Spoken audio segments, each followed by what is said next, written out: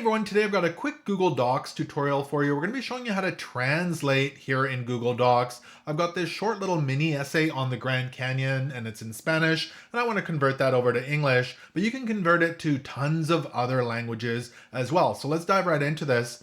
Now, if we head up to the very top left-hand corner, you'll see all sorts of different options here, and there's one that says Tools. If we left click on that, you'll have a little menu here and you can come down to where it says Translate Document.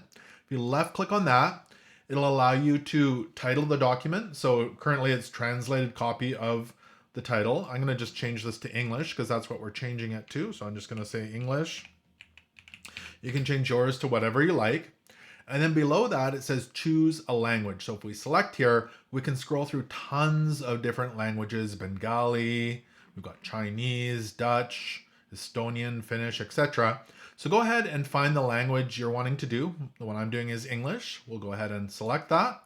And then right here it says translate, just left click on that. And it's going to create a brand new document for us. You can see we've got the old one here in Spanish and the new one here in English. And now our little mini essay has been converted to English. And really it is that simple to translate your text here in Google Docs.